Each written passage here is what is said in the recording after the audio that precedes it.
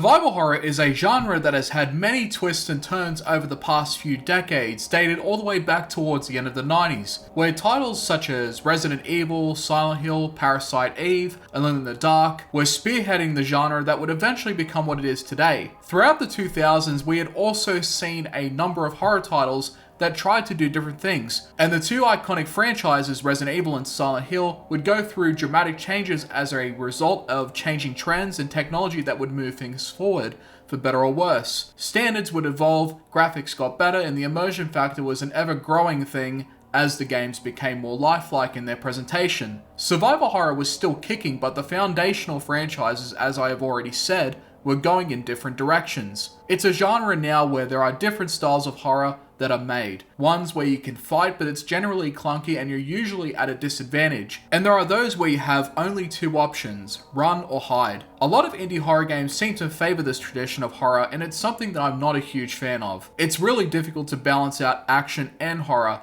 because the more empowered your character feels, the less impact the horror becomes. Just look at Doom 3. The first couple of levels do have a survival aspect because of the limited range of weapons you have, as well as facing the new threats. But before you even reach the halfway point, you end up with most of the weapons, and it's more or less just a slower paced version of the classic Doom games. Fear, however, does a great job by pitting you against soldiers that you can fight, but when faced with the paranormal sections, or when you face Alma, it becomes a case of whether you can live to fight another day or not, or when she just decides to completely liquefy you. Very few games like Fear and Condemned Criminal Origins have actually managed to balance out action and horror together. The Resident Evil remakes have also done this, but are more towards survival rather than just action, and the action itself is still a frequent thing. It was the equilibrium that the genre really needed, going back to their roots where you could still fight, but you also still needed to know the best way to deal with the threats, and even then you still had to conserve your resources when you really needed them. But before the genre returned to that direction, there was one game that had changed survival horror in 2010, and it was a game that blew up at the time,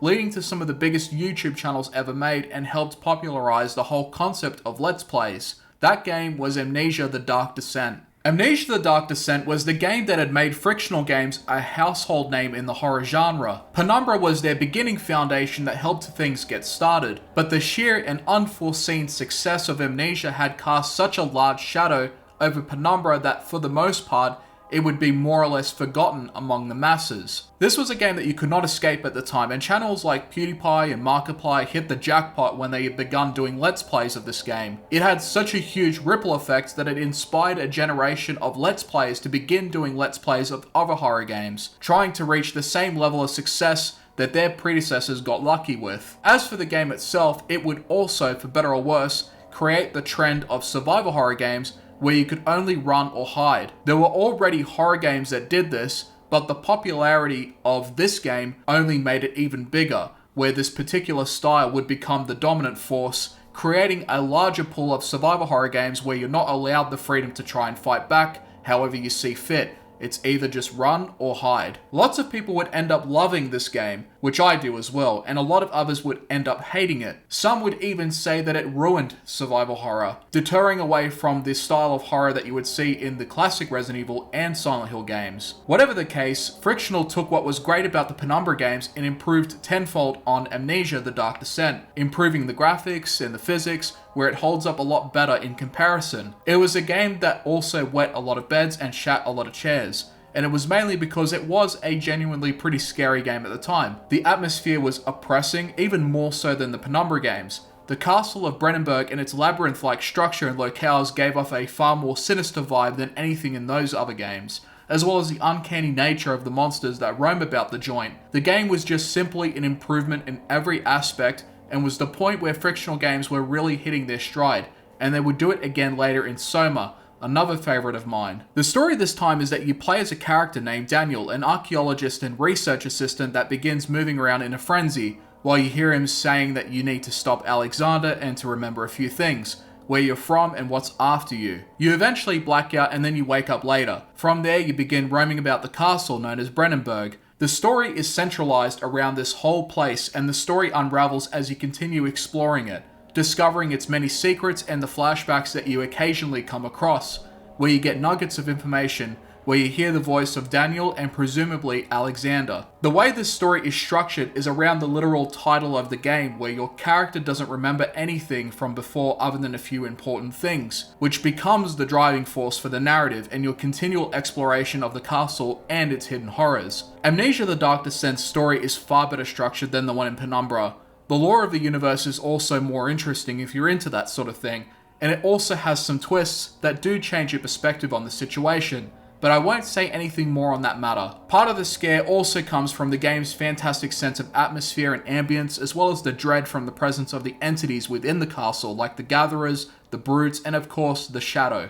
A mysterious force that continuously chases you throughout the castle no matter where you go. And to only make things worse, the game adds an insanity system where it drains the longer you stay in the dark, and when you look directly at the monsters chasing you, it drains even more. It was a system to combat the cheesiness of the night mode in Penumbra, where it would nullify the use of your light sources. In Amnesia: The Dark Descent, you have two light sources this time, the tinderbox and the lantern. You can find oil to charge your lantern or refill at a station should you find it, but using it does attract the presence of the creatures, and it doesn't last long either, so only use it when necessary. The tinderbox is great for lighting particular areas you know you'll have to return to later on, but managing your insanity will become a priority because when it's severe, it slows you down and affects your ability to move properly, and this is even worse when you're being chased, and even more worse when you're playing on the hardest difficulty and the enemies are even faster than you. The game has a decent level of challenge, and for those that are generally scared of survival horror games, well, this game will definitely give you a dose of terror in both the game's atmospheric castle and the creatures that you come across. The designs of the grunts and the brutes are not only memorable but are also unsettling. Even when you hear a particular grunt or a brute, that's when you know that you're not alone. Your best options at this point is to figure out where you need to go and what you need to do, which you check with the objectives. And on the hardest difficulty, your experience hinges on your understanding of the enemy's patrol patterns. For a first time playthrough though, I would recommend that you pick the normal difficulty. There are some water sections where these sea creatures can attack you. I didn't do this at the time, but I discovered that you can actually kill them with a heavy object. But again, you really can't fight back, and you should never really put yourself in a position where you make them chase you anyway. Besides the chases, you also have the puzzle sections that are required to be completed in order to move forward. They're pretty solid puzzles that aren't impossible to figure out. It's usually just trial and error and throwing shit at a wall until it sticks. The progression usually consists of finding items, solving puzzles, hiding from monsters while obtaining items, and then moving on to the next area. In terms of length, I'd say it's not too long, but not too short either. I generally prefer short horror games because the longer it goes on, the more it's at risk of losing its horror factor. Amnesia, however, doesn't really let up, and you're always put in more threatening situations, especially when you come across the brutes that can really mess up your day. The 1800s was an interesting timeline to pick. The grandeur of the castle and its machinations helped make for a really interesting and memorable setting, all the while maintaining a medieval and foreboding atmosphere. Even when you get used to dealing with the monsters, the castle itself and the state that it's in is not only uninviting but also uncomfortable. You want to explore some of it, but overall you just want to get out of there. Amnesia: The Dark Descent still holds up extremely well in some cases, not to mention that its short expansion, Justine, is also another gem. In that game you play as, well, Justine, where you wake up in a cell that is open thanks to a setup. You hear a recording of your own voice and then you proceed to get out of the place. The game is more or less the same as The Dark Descent, but is loosely connected with a different story, setting and enemies, and also a permadeath touch. If you die to any of the sweeters in the game automatically shuts down.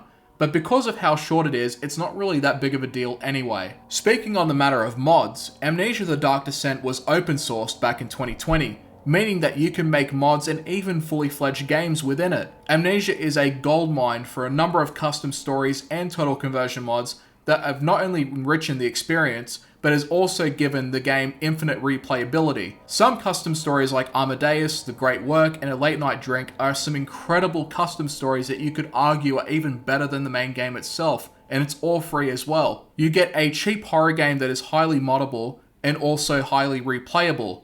Not a lot of horror games can say the same on that note. So yeah, Amnesia: The Dark Descent is still a masterpiece, even in spite of its age, as well as having the variety of horror games that you can access today. Its impact is still remembered and revered to this day, and the genre would not be the same without it. Thank you for watching.